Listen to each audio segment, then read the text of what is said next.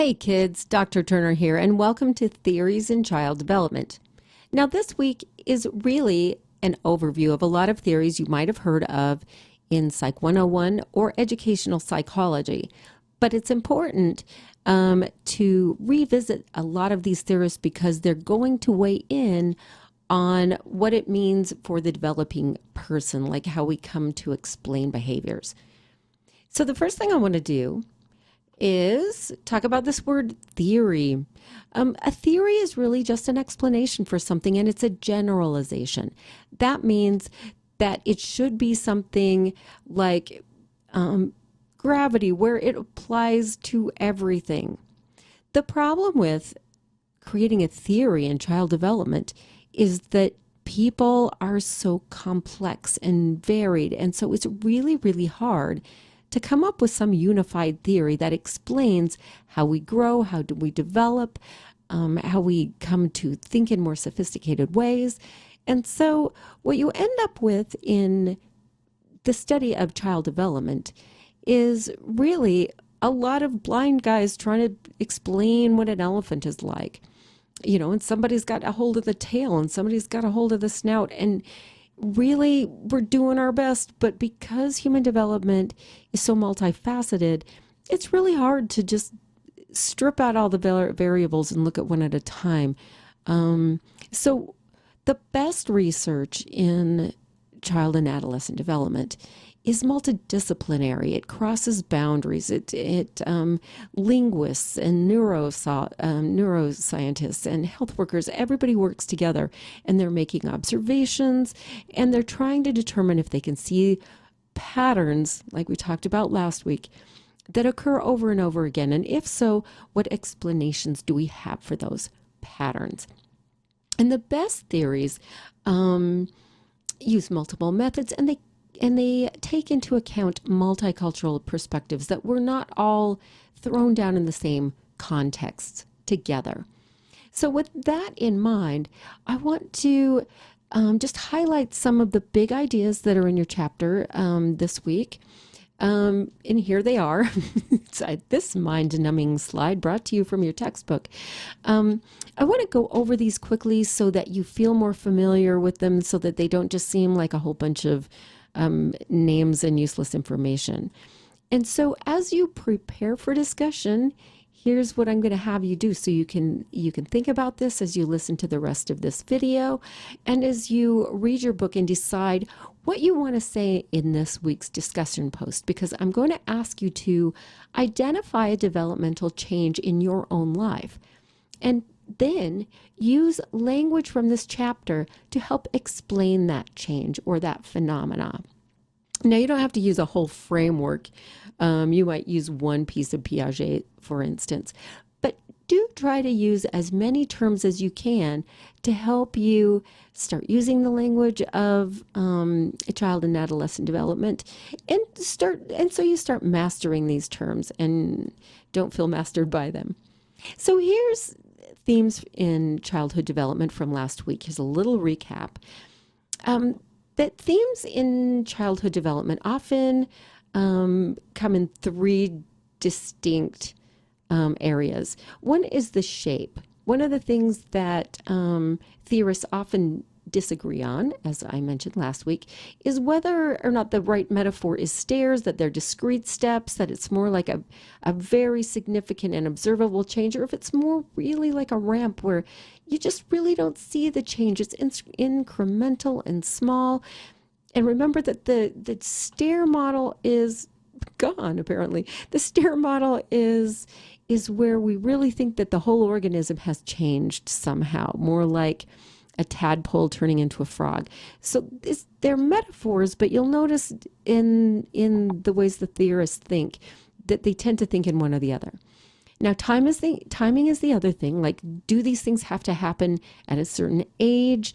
One of the things we believe about child development is in order for a child to be healthy, mental and physically, they have to form attachment to a care provider very, very early on.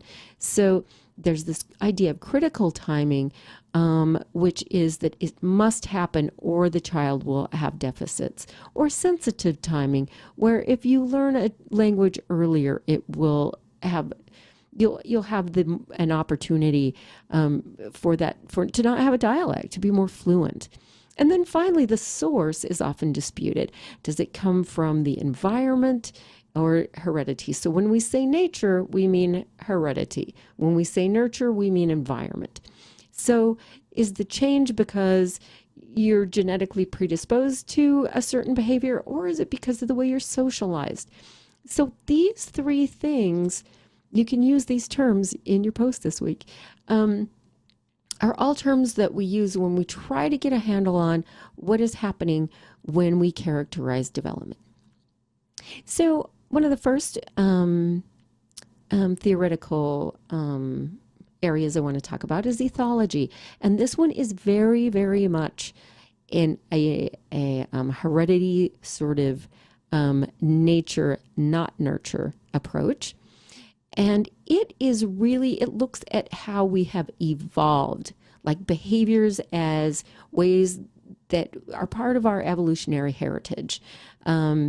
This takes its lead from Darwin and his theory that, species were more likely to survive if they had certain traits. So ethologists look at what those traits are, and if they come to us from our evolutionary history. And often those are physical traits. The area of ethology that examines social behaviors is called sociobiology, and it looks at not just how, we developed opposable thumbs and all of that in order to manipulate our environment. It looks specifically at how our social behaviors have helped us survive as species. So if it meant that we were more likely to survive because we invented language, that we had pair bonding, that we created hierarchies and groups, how does that part of our evolutionary history drive behavior? And this also is very much built on sort of more, this is more of a combination nature nurture when you look at that piece of the equation. And now we couldn't discuss any kind of theoretical framework without inviting Freud in, because as the father of modern psychology, he's the first person to start really thinking about this stuff. And so even though some of his stuff seems a little awkward or odd now, he was the first person to really try to form these theories out. So according to Freud, we had these three elements of our personality, and he thought of these as sequentially developed. And so we'd start off with the id, which was kind of our baby self, that it was drooling and demanding and just wanted to be fed and pampered. And then we developed this super ego where we learned the rules, and there's ways things were done and not done. And so this is kind of the over the shoulder, no, oh no, you don't, Mr. Id. No, you won't yell at your teacher right now because you're going to get in trouble. And that we as conflicted human beings are really the ego right there in the middle, trying to juggle, my needs and the societal sort of mores. And of course, psychoanalytic theories give us so much of our language and so much humor really anymore.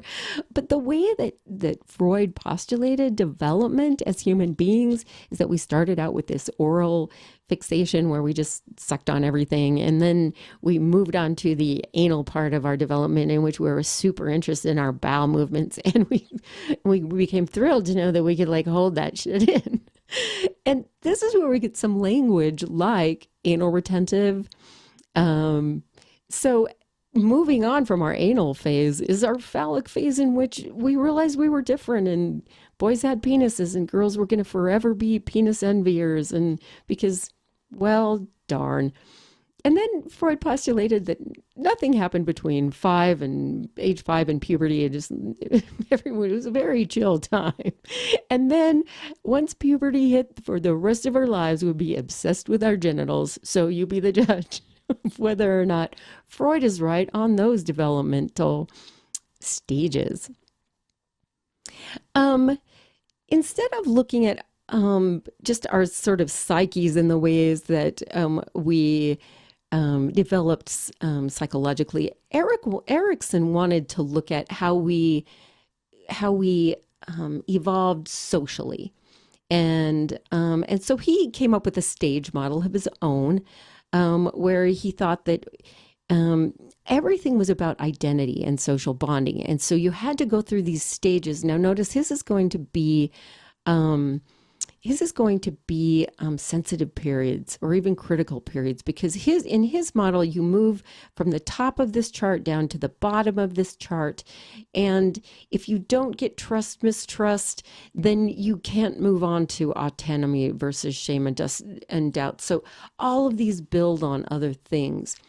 And so it has more to do with your social development and your interactions with other people. And we're going to talk some more about Erikson's stages as we go on into social and moral development. But for now, you can kind of get a sense of what he was looking at there.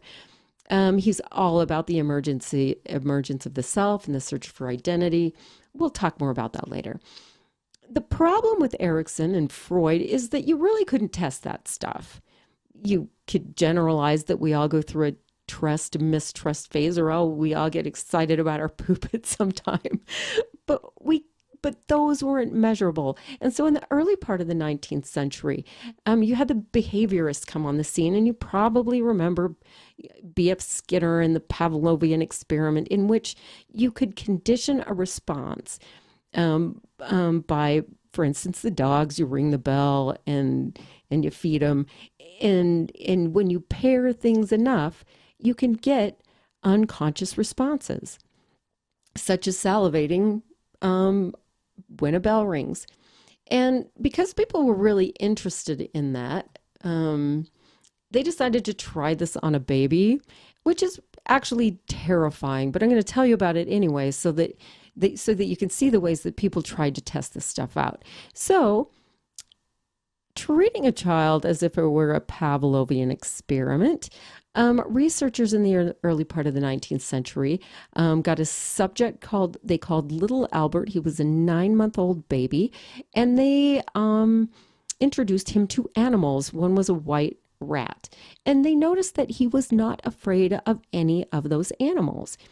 And so after introducing him to all those animals, each time they would reintroduce the animal, they would startle him by ringing, I think they rang a bell or some big loud clang that would startle the baby. Well, it turns out you can condition a child.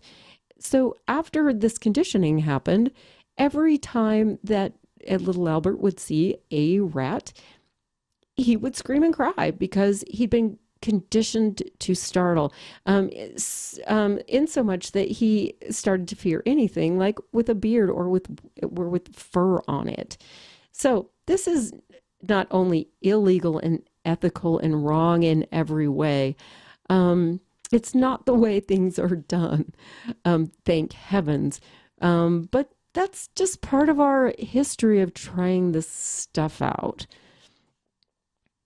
B.F. Skinner took this stuff into the realm of operant conditioning. And the difference between classical conditioning and operant conditioning, if you really want to know, is that operant is unconscious. Like, this baby is startling because it's unconscious. He just fears it. There's no thinking about, how should this modify my behavior? B.F. Skinner postulated that you could fashion behavior, you could modify behavior based on those consequences.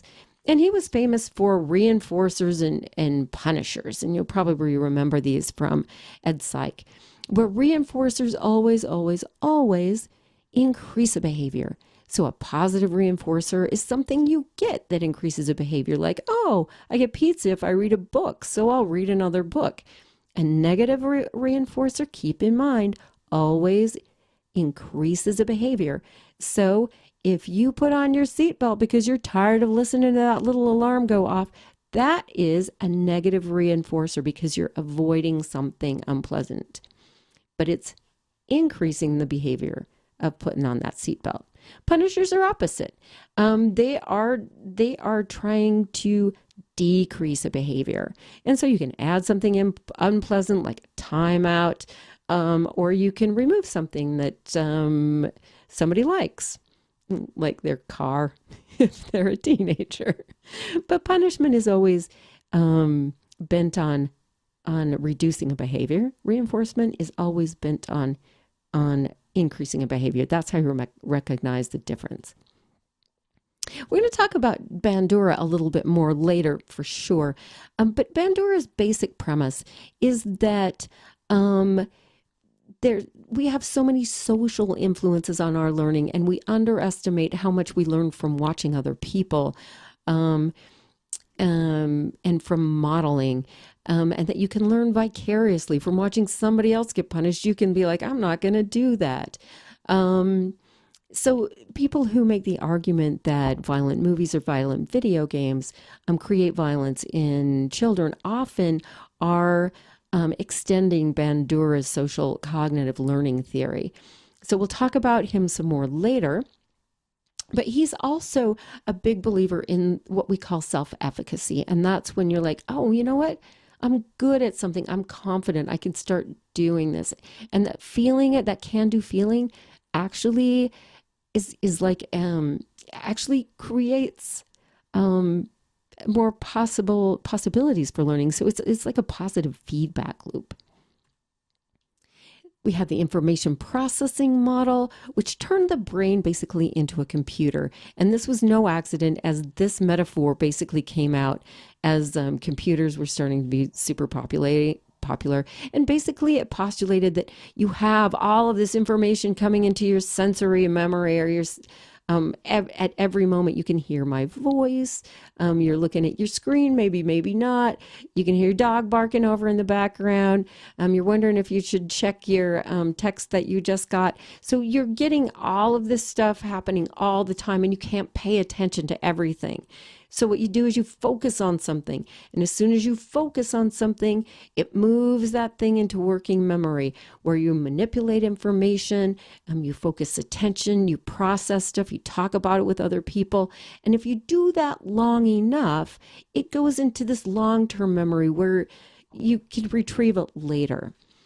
Information processing is a cognitive model. And it's very much incremental. When you're thinking about the steps or the ramp, it's very much the ramp, that this happens incrementally, that we build knowledge little by little. Piaget, I'm not going to go into this real deeply, because Piaget we will revisit many times. But as an introduction, Piaget was all about cognitive stages and how we come to think in more complex ways, from the days in which we just roamed on our hands and knees, picking up things and sticking them in their mouths. Notice the crossover to Freud there. That we go from this very concrete stage where we have to look at objects, and we start in a very rudimentary way, trying to make thinking through how things work in one direction, to becoming pre-adolescence, where we start to think in abstract terms, in what if terms, in like if then, like what does it mean when I do this function, what will look like on a graph. Those are they are very, very abstract and difficult to wrap your head around. So Piaget tried to formulate the steps involved, generally the patterns that happen as children move from that very early stages into these very complex ways of thinking. And keep in mind, I think it's fairly obvious that Piaget is a step guy, that you have to go through these steps one by one. These are not incremental. Okay, we've got Vygotsky. He's one of my favorites because he's more like the coaching model, that children learn because they have somebody who is a more capable person who is watching them and seeing what they know and nudging them along at just the right times. And he talks about the cultural tools that you use. the piano or the pencils or the computer or whatever you do to learn a new thing, and that you have the psychological tools too, that we have language, that we have mathematical systems. And his big metaphor is constructed learning. That means that I don't just pour knowledge into your brains like on this video, like, here you go, here's all the information you got to know, now take the quiz, that's how you learn. It's not about that. It's more about, okay, here's some information, now do something with it. I'll take a look at what you've done with it, and I'll let you know how well you're doing it. That's why you have discussion in this class, is so that I can see you using the language, so I can see you interacting with other people, because when you respond to each other's discussion posts, you are building knowledge. When you put it in the Dropbox where I can read it and give you feedback, I'm seeing where you're at, and I'm tossing that back to you so that I can say things like, I'm not sure you understand this term because of the way you used it. That's what sociocultural theory is, that you have somebody who knows more, who's able to look at what you're doing and is able to move you along. And Vygotsky's also famous for the ZPD, or zone of proximal development, which is which is why it's so important to take a class like child and adolescent development. Because especially if you're going to be a teacher, because if you really want people to learn things, you don't want them to be like, oh my gosh, I learned that in second grade, like I can totally conk out during this thing. And you also don't want to give them tasks that are impossible for them. You want them to be just a little bit uncomfortable. So if you're too comfortable in this class, if you're not pushing yourself around, if I'm not needling you a little bit, you might be too far in this comfy zone. So that's why we have the stretch zone. That's why I push you a little bit. That's why I do more than compliment you, because if I'm also worried about your little self-esteem that I don't give you feedback, I'm not doing my job. So stretchy zone. I'm going to try to keep you there. So if you feel nudged, it's because I'm nudging everybody, no matter where you're at. I think that's part of being a good teacher. And finally, lastly, I want to bring up the dynamic systems model, and this is Bronfenbrenner, and I'm not going to go into this terribly deeply right now because it merits like a total lecture all on its own. But basically the big idea Bronfenbrenner had is you can't just measure behavior. You have to measure behavior in context. Now notice you're going to say something different to your peers if you know I'm not around than if I am. And so Bronfenbrenner was like, think of the child as in the middle of all of these things that drive behavior, that drive development, that the family is part of it. And then these things go from the closest things to the child, the parents and teachers, daycare providers, to the things that are a little bit further away, to neighborhoods, to extended family. And basically all of this happens in a big macro system. So which is your nation, and notice we have different identities. We have family identities, we have religious identities, we have like national and global things, and it moves from the center on out. So with that in mind, I'm going to turn you loose to think about a developmental change you've gone through, to read through your book, to take your quiz this week, and to make a post in which you try to use some of these terms and really apply them to your own personal experience. And I look forward to your post this week.